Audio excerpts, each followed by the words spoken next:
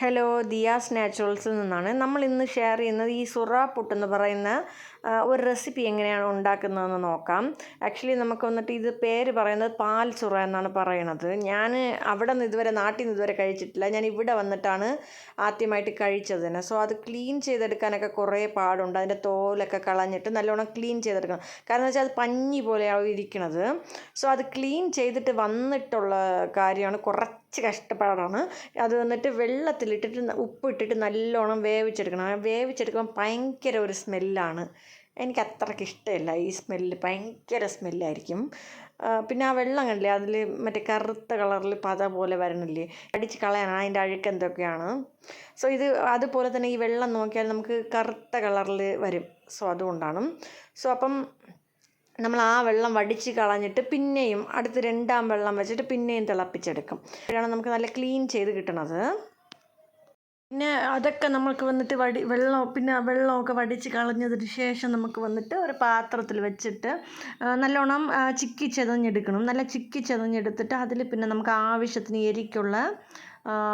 എരിക്ക് ആവശ്യമുള്ള മുളക് പൊടി, അതുപോലെ ചേർത്ത് കൊടുക്കണം. നമുക്ക് വന്നിട്ട് മഞ്ഞൾപ്പൊടി ചേർത്ത് കൊടുക്കണം. കുറച്ച് മല്ലിപ്പൊടി കൂടി ചേർത്ത് കൊടുക്കാം. എന്നിട്ട് ഇഞ്ചിയും വെളുത്തുള്ളിയും കൂടി അരച്ച പേസ്റ്റ് ചേർത്ത് കൊടുക്കാം.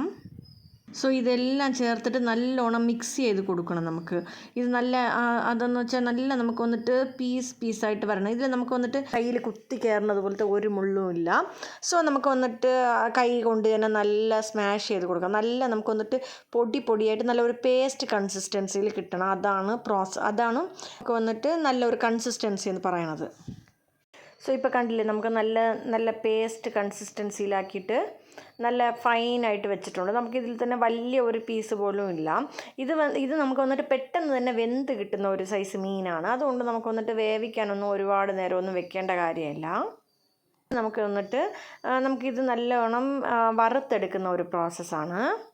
അതിന് വേണ്ടിയിട്ട് നമുക്ക് വന്നിട്ട് ചീനിച്ചട്ടിയിൽ കുറച്ച് എണ്ണ ഒഴിക്കാം.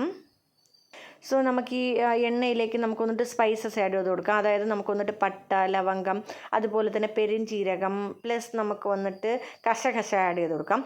അതിൽ കുറച്ചിട്ടേക്ക് നമുക്ക് വന്നിട്ട് വെളുത്തുള്ളി ചേർത്ത് കൊടുക്കാം. ഇത് നമുക്ക് നല്ലോണം തോടൊക്കെ ഉരിച്ചിട്ട് ക്ലീൻ ചെയ്ത് വെച്ചിരിക്കുന്ന വെളുത്തുള്ളിയാണ്. അത് നമുക്ക് വന്നിട്ട് അത്യാവശ്യം കുറച്ച് കൂടുതൽ തന്നെ ചേർക്കണം. അതിലേക്ക് നമുക്ക് വന്നിട്ട് ഈ വറ്റൽ മുളക് 2 പിച്ചി ഇട്ട് കൊടുക്കാം.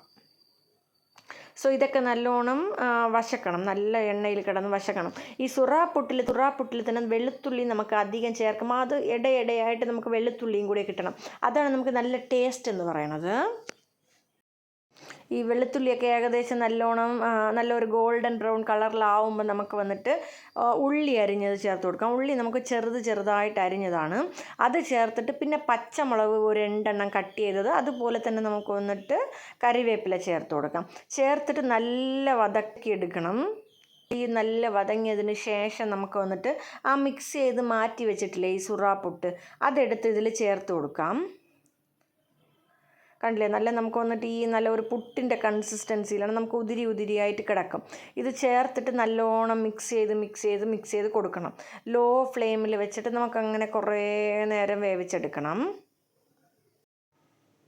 നമുക്ക് കുറേ നേരം കൈവിടാണ്ട് ഇളക്കി ലോ ഫ്ലെയിമിൽ വെച്ചിട്ട് ഇളക്കി എടുക്കണം. അപ്പം നമുക്ക് ആയിട്ടുള്ള സുറാപ്പുട്ട് റെഡിയാവും.